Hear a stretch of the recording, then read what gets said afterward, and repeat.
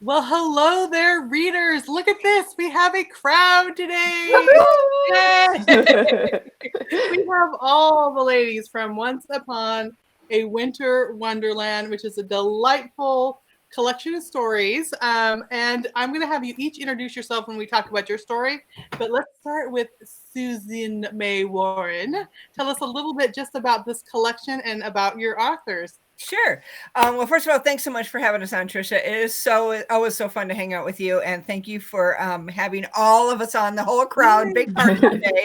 And I know we're filling up all the spaces here, and we love it. Appreciate it.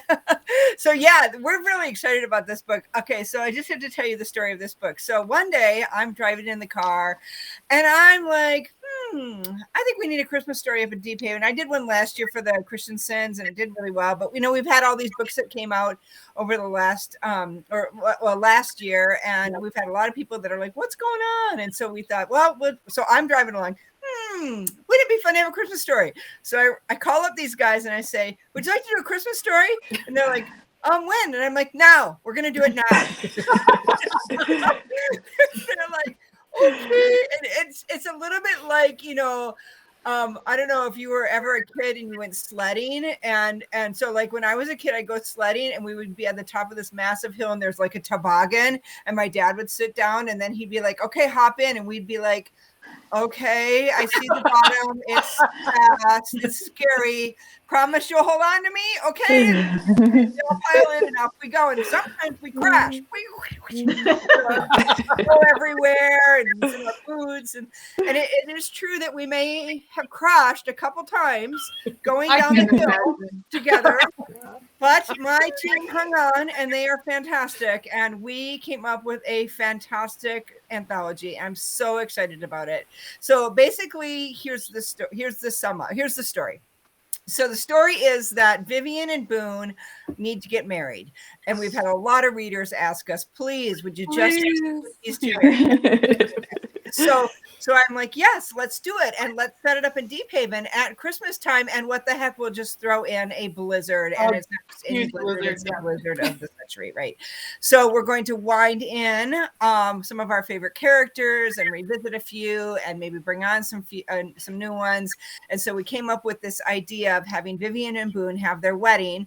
And it's this is the part that got crazy because it starts with Vivian and Boone on, so the story starts on Sunday with Romeo talking to Owen Christensen on the telephone, and Owen and his family have abandoned. They're in Florida.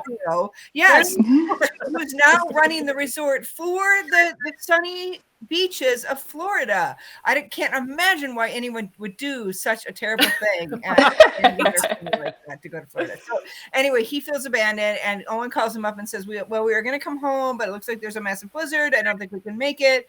And to which Romeo feels really he's like, okay, I can handle it. I'll hold the fort down. But he's not real happy about it. And that's a lot of Romeo's past. He was raised by a mom who was in and out of his life, ended up in foster care, just a lot of things. And so there's a lot of issues for Romeo that we sort of explore in his story. But that's all we get from Romeo at that point. And then it launches into, and I'll just tell you the story. I'll tell you the order of the story is really fast and we can jump into the author. So it jumps into Vivian and Boone's story, which Rachel wrote. And Vivian and Boone are getting ready for their wedding, and so they have a small story. And this was crazy, like these were very short, but they're packed with stuff, very packed. And so the novels are 20 to 25,000 each, so the book is fairly thick, but it's also really great little stories. So anyway, yeah, so Vivian and Boone are the first, and they have some trouble. And then their portion ends on Tuesday, and then in walks Michelle's people. It's Duke and Zoe? Zuri. That's right, Zuri. And it's so funny because when we were brainstorming, I never remember people's names during brainstorming. So I just started calling him Duke. And then Michelle was like, yes, let's call him Duke. So he turned out to be great. So, yes. And so Duke is in charge of the Mustang, of the car, and something may or may not happen with the car on Wednesday that sort of bleeds into Thursday. And then my story is third, and Romeo basically picks up on Tuesday, and it carries the story all the way till Saturday morning. And then Andrea's story actually starts on Monday and goes all the way through and brings it all the way through. So what got crazy was that, and these guys are fantastic. So imagine this, Trisha. So I say, let's write a book. And then I proceed to not write the book. And these guys then, we brainstorm it. And then I'm like, off you go. And then they go write this book. But my book is third. I have the first piece and the third piece. And I have all these places where my person interacts. And Andrea's book takes place after my book. So poor Andrea had to write a book where she guessed on all the things that might have happened with Romeo in the story. And she did a really good job because she was like, well, maybe he would do this and maybe he would do this. And so she put placeholders in, and then Rachel wrote hers and Michelle wrote hers, and they didn't have to deal with Romeo too much, but just a little bit. Yeah. So they all sent me this story, and it was like a puzzle with this giant piece missing. And so then I had to like figure out how to put it together. Now, admittedly, I didn't do a super great job on Andrea's side. She really did the most work. She came back and was like, what on earth have you done? And then she like put it all back together, showing great talent and being able to fix my jagged edges. So it was great. So then I got it back one more time and I read it through and kind of straightened it out. And but the crazy part is that we had a huge Excel sheet that had like the dates and everything for me to work off of. Thankfully, we gave it to our production coordinator, and she like went through it and found a few issues at the very end that I needed to sort out. But overall, now the puzzle is connected and it works really, really well. But it's a really fun story. It's, romantic. It's the engaged love. It's first love. It's first meeting to sort of falling in love. And then it's sort of a love story about a couple that's already been married. So it's a really fun story and a fun series. And I think readers are going to love it. I love it so much. And I can't imagine, because you can't write anything without knowing it's going to impact every other person. That was the crazy part, is that these guys just kind of, there's a lot of trust between us. Honestly, we have worked together now for many books. These guys are superstars, and they are so willing crazily to say yes to all of my crazy ideas, and I just love them. They're just fantastic. And so they've done a really great job with Deep Haven, and then also just the Winter Wonderland. I think people are going to love it. It's this perfect summary of the Deep Haven collection, the ones that we did, and then also bringing in Romeo from past books that people kind of wanted. So it is. But yes, they really rolled up their sleeves and got into this is advanced writing right here. I love it. All right, let's start with Rachel. Since yours is first, tell us a little bit about your story. Boone and Vivian. And it's true. Susie will say, I have this idea. And she tells us this idea, and we're like, and it sounds so exciting. We're like, yeah. And then afterwards we're like, wait a minute, what did we just agree to? This is really hard. And that's when I go offline and I don't, like, they'll send me messages and I'll be like, oh, I'm sorry, I'm in Italy, I can't answer that. It's just like a submarine that just disappears. Yep. Not really. Susie's always very helpful. It's just hilarious though, because it's true. Susie says we can do it, and we're like, yes, we can. So I have I wrote Boone and Vivian's story, which for me it was challenging, because it's like, well, they're already together. How do I tell a romance about this couple that's already together? And for me it was really fun though to my first version of it I totally scrapped because it wasn't. They weren't actually together in the story, and no, that didn't work. So I recrafted the story, and for every bride, there's this. I would say most brides, the sense of wanting the day to be everything they've ever dreamed it to be. Vivian's got a lot of baggage about what's expected of her and how this should look, and Boone's the guy that wants to always be there and do the right thing and meet all the needs. So bringing them together in the storm, having their wedding disrupted, and finding that as they look into their future together, it's one thing to be dating and engaged, but then to look at, marriage really, it's there's sacrifices to be made. And what does that look like? And for me, my husband served in the military, and, there were a lot of things he missed in our lives because he was gone. And so drawing on a little bit of that, or, just him having to put other people first when it was like, wait a minute, what about me? So just wanting to kind of take a little bit of those pieces of what it's like when somebody does serve.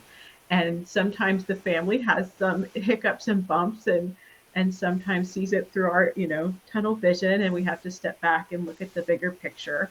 And so I wanted to bring a little bit of that flavor into, what they were looking at with their marriage, and also still have the fun, because Boone and Vivian are lots of fun. Mm-hmm. And so I wanted to make sure that there was still some of those really funny moments for them that, to me, kind of encapsulate who they are. There's just a lot of humor in them and their antics and things that happen to them. Yeah. And I love that like you said, every bride wants her wedding to go perfectly. And then the author's like, and things are not going to go perfectly. I'm just going to throw this in there. So that is the fun part. And then to have continue, things aren't going to be perfect. So Michelle, why don't you tell us a little bit about your story?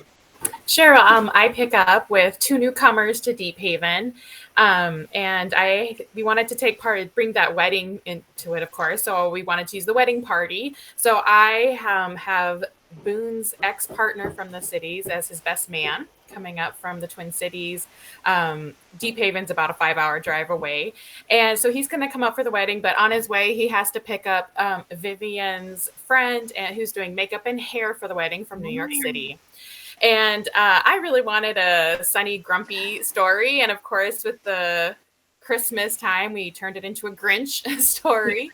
But then I realized, wow, in 25,000 words, I have to get this couple to meet, not like each other, of course, and then somehow fall in love all within, 48 hours or something. Yeah. So, but that's how things happen in real life, though, right? I know.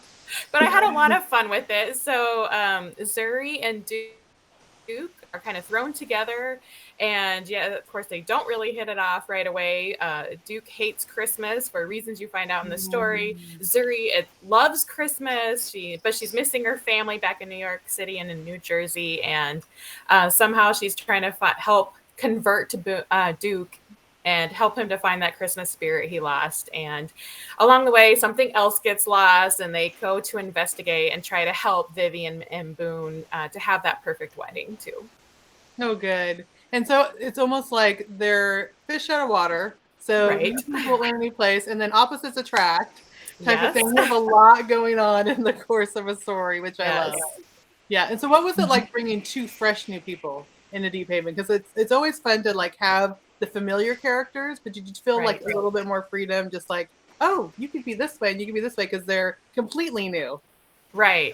Well, and it was fun to work with personalities I don't really work with a lot often. I mean, I'm so used to our Minnesotan characters, and so to bring someone in from the East Coast who had a little more, like I said, chutzpah, she's kind of fun and sassy, and then to bring this very stoic Duke on the screen, it was really fun.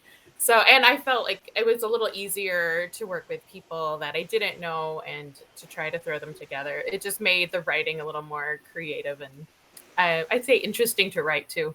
I love that. Okay, Andrea. Oh no, wait, Susie next, right? Yeah, Susie's book. Susie's next. Uh-oh, you're muted for something or something. What happened, Susie? You were just fine a second ago. She's gonna do sign language. Okay, we're gonna All right, Andrea, you want to tell us about your story? Sure. Can you hear me okay? Yes, I can hear you. It froze on my screen, so okay, awesome. So I had a super fun story at the very end, tail end there, and married story, which is always fun. I love reading romance stories about a married couple and how they kind of rekindle what they first had. And so that was a lot of fun. So I have Pastor Bob Brown and his wife, Marilyn, and Bob is skipping Christmas. He is over it. His church has given him the first Christmas off in 19 years. And he is ready for a break. And so he heads up to Deep Haven to stay with the Christensen family and the Christensen Family Resort. And he is going to avoid all things Christmas, all things spiritual, although we find that he's maybe not ready to give up on all of that just yet. And so he's really wrestling with his calling in life and whether or not he's doing what the Lord wants and what he's kind of lost his spark, if you will. Well, then on the flip side, his wife, Marilyn, thinks that the distance that she's feeling between herself and Bob is about their marriage and about that they've just lost the spark and they've been married for so long now. And so she's ready to just bring the heat to this wedding. And so she's pursuing him. She wants to rekindle kind of some of the feelings that they had on their honeymoon. They had stayed in a cabin in the woods on their honeymoon as well. And so she's just ready to kind of rekindle some of that spark, and not knowing that it's also a spiritual struggle that he's having. She thinks it's all interpersonal. So she's ready for a romantic time in the woods with her husband. And then on the way to this resort, Bob invites their daughter Stella to come along. So she says, "Oh, how am I supposed to rekindle a spark with our daughter Stella here?" And anyway, they're able to figure things out. So it was super fun to write that story. I love it. And so are those new characters to Deep Haven, or have they been in? Yeah, no, completely new characters. Yep. Mm-hmm. Oh, I love that so much. I love that each one of it is like a different element of the love through the ages, like brand new, just met, planning to get married, all the things. So Susie, where do you come in? Yeah. So can you hear me now? I can. Yep. Oh, yay. Okay, good. I don't know what happened there. So anyway, the internet was like, enough from you. So You're done. So I got Andrea's great story about Stella, and I was like, okay, Stella has to fall in love with Romeo. And all I knew really in my head about Stella was that she was a music major. And Romeo was sort of this, lumberjacky sort of ex-firefighter guy who, he wasn't very cultured. But she has been so similar to her dad, she's kind of been in music her whole life. And she has applied to go to this college this special music school in Austria, getting her advanced degree, and she doesn't make it. And so she doesn't want to tell her parents this because this has been her whole life, but she also isn't sure that this is what she wants out of her life. And so when her dad says, "Hey, would you like to go to Deep Haven?" She's like, yeah, and because it's kind of an escape and this sort of thing. So she goes up there. Now my story ends up before Andrea's, and so it's really tricky because I can't tell the reader what's going on with their story. All I know is that she's like, oh, that's going to be really hard because they're all there at the same time, but you can't tell what's happening. right. So it's like so it was funny. We had a person read the story before. So he read the story for editorial comments before he'd had a chance to read my story. And so he was like, why are they acting so weird about their daughter being there? It's like they kicked her out of the house and she's spending all the time with Romeo. Why would you do that? It was really funny. So it made it clear to me that I really needed to make sure that I explained all this in my story, which was helpful.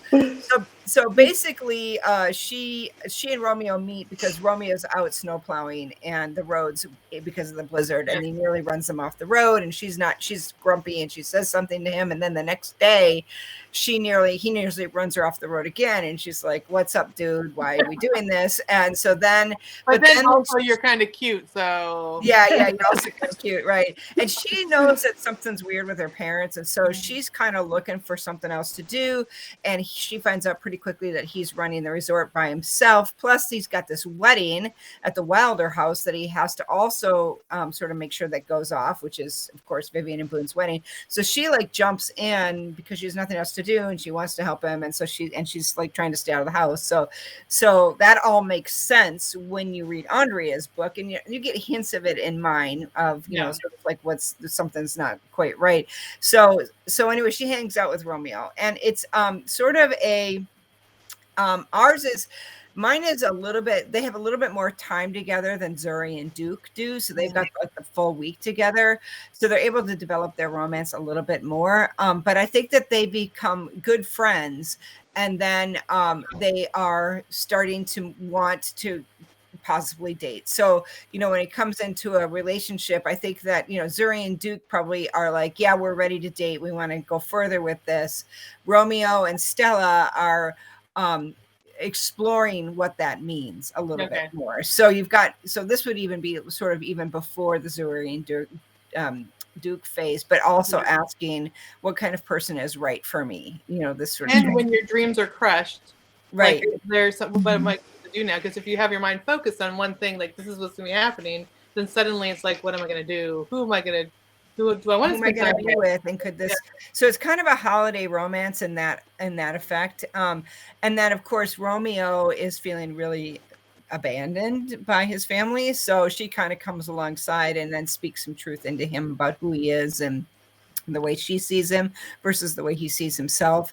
So, and all of them have they take their themes from Winter Wonderland. So we're walking into Winter Wonderland. So we all have like titles from the song. Not necessarily in the right order, as Andrea pointed out to me when we were trying to make the TikTok video.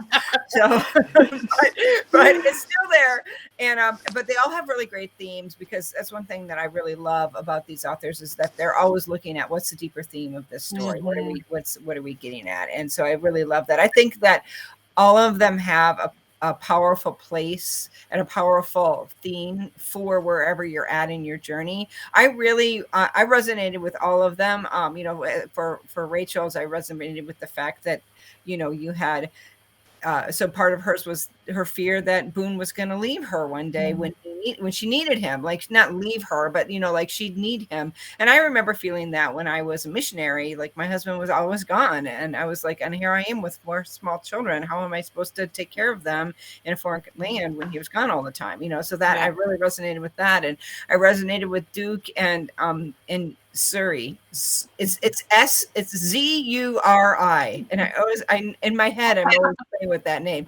So, and Zuri's just like super happy, like, I'm an elf, I'm happy. And then you have Duke, who's like this morose police officer. And I think that she represents, you know, to me, I was a little bit more like Duke. I was like, oh, I'm feeling overwhelmed with my life and everything's not going well. And Zuri, you know, pops in as sunshine, but she also has this sort of belief that we just look on the bright side of things. And I think there's a lot to be learned from Zuri's point of view. And I really love that about her. And then Andrea's book really hit me, just in the terms of, you know, when you've been in a relationship for 35 years, you know, after a while, you're like, okay, this is great. It's like an old sock, you know, but sometimes I want a sock with little bells on it, you know, like, here's this, you know, and I think that hers, I really love that hers is last, because it really goes out with this bang of resonance about life and love and the commitment, and we all bring it into this, to Christmas and the Christmas theme, and of course a salvation kind of story at the end, which I really love. And Andrea did a great job. Of course, being a pastor's wife, she's ideally suited to write that. But she just brought that sort of depth to the series, which I really loved. And so you know, it's funny, it's sweet, it's you've got the what I want to say, the sizzle of Romeo and Stella, and then you've got that depth with Andrea's story that really will I think ping home to many readers. So yeah, so it's really got everything in it. It's every story is a little different. All of them bring that Deep Haven vibe. You know, you're hanging out in this cool place and you're enjoying the Winter Wonderland. But then of course you also have that the Christmas spirit, the wedding element, of course, which is always fun, and then that depth of just the spiritual. It's not super like heavy in the book. It's just woven in like, you know, like ribbon.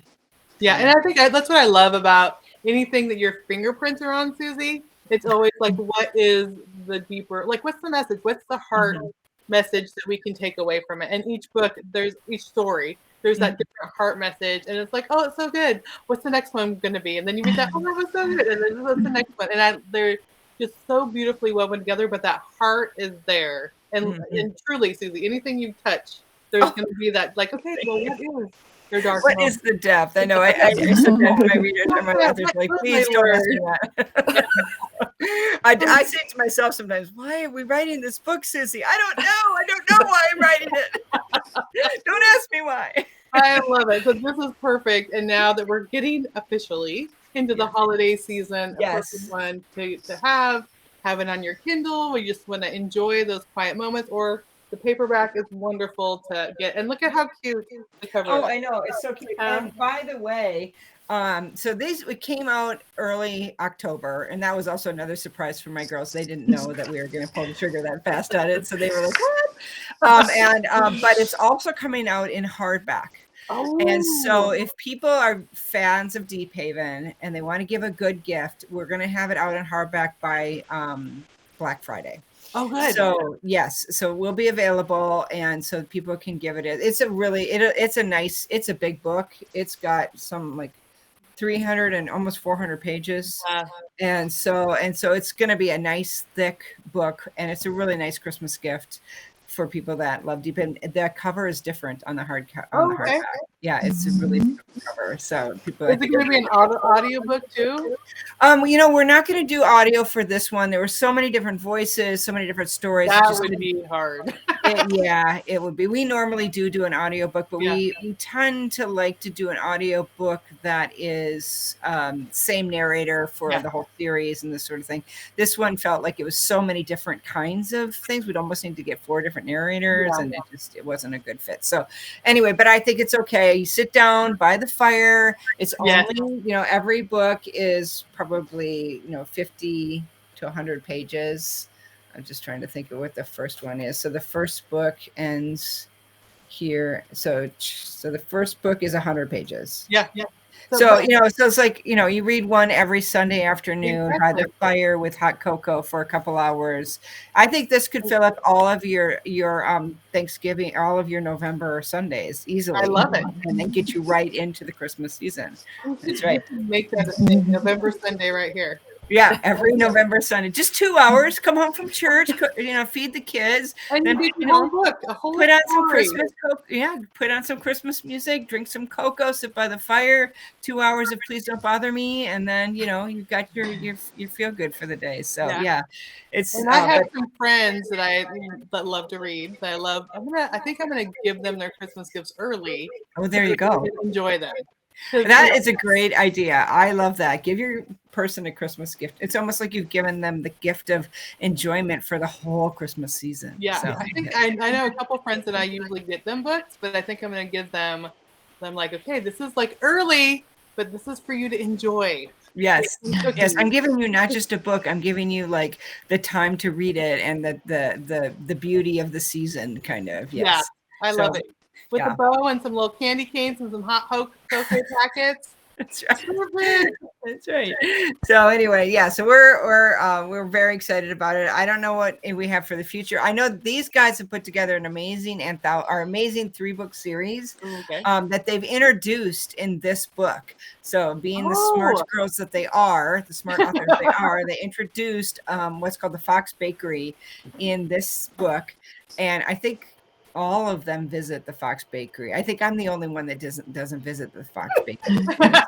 I had to visit like a lot of other places. So when will those be out? So those are coming out next year. let's see, I think Michelle's comes out next November, and Rachel's comes out in October or September, and Andrea's comes out in the summer, July, I think. So anyway, it's always so fun when you work in publishing and you're thinking like, okay, is it going to be 2 or 3 advance? 2 or 3 years ahead? yeah, Right. no doubt. We're literally working on books for 2025 right now. So yeah, it's way up there. But but these are great stories, and you're gonna love the people. You're gonna love the stories. They're really fun. Andrea's is the first one. It takes place in well, of course, it all take place in Deep Haven, but it's with Sammy Johnson, who was he is a snowplow driver who was injured in her book, Hanging by a Moment. Yes, he was in there. So he has a second chance at love, and with a girl that he can't forget, and she runs the Fox Bakery. So it's really a fun story. And then Michelle, I'm just getting to Michelle's right now, and I know Rachel's working on hers right now. So anyway, they're all really great stories. Michelle's has a horse in it. No, I'm sorry, Rachel's has a horse in it. Yes, and so anyway, it's what I love about those is like once you start like in Deep Haven, every person that you mention, you're like, ooh, I could do something with that person later. I know. It's really true. Actually, now I'm like, even as I start to write books, I'm always like, all right, I just introduced this person. Are they worthy of a book? Are they worthy of more? So I'm always wondering about that. Do we like more? So it's a little dangerous to be around me, because every time I throw in if you have a series and you put extra people in them, I'm going to say, well, what are we going to do with those people? How are we going to see them in the future? You know. Yeah. So. I've even started reading some of my old, because I'm doing the Big Sky series with you. So I started rereading some of my old books and I'm making a list of those extra people that were just mentioned. They're just having coffee. They're just showing up for the barn raising or whatever. I'm learning from you, Susie. There's never. I had one author I was working with, and she's like, "Well, I really wanted to." So, like, she fast forwarded in the prologue and gave us their wedding. And I said, what if you didn't do that?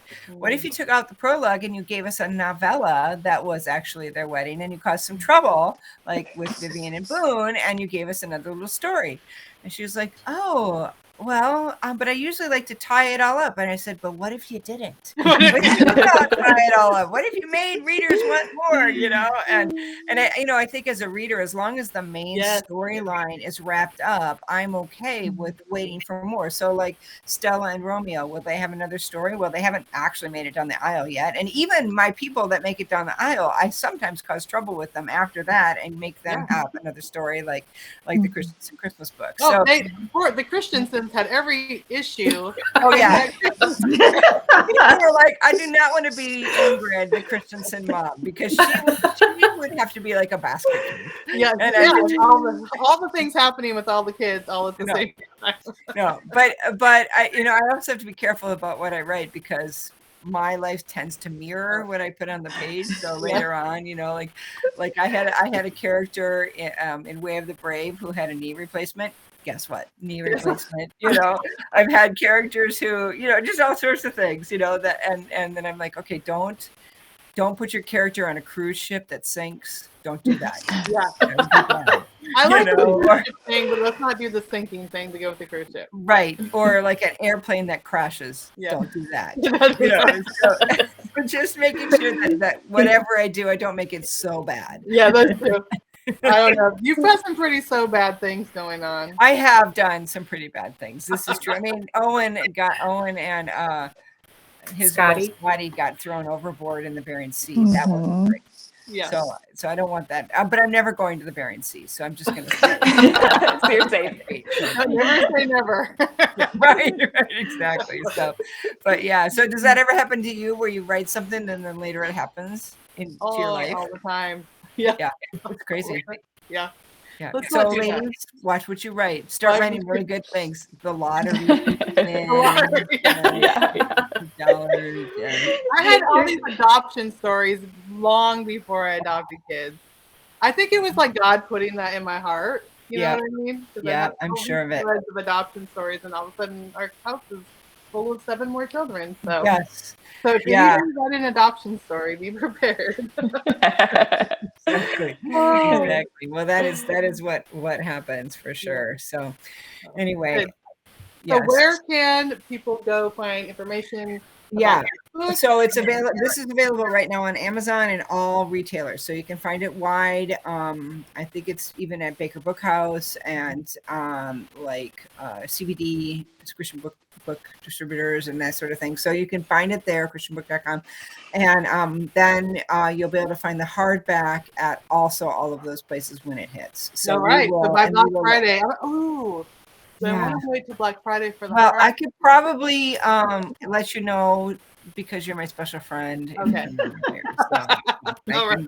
I'll work on something for you.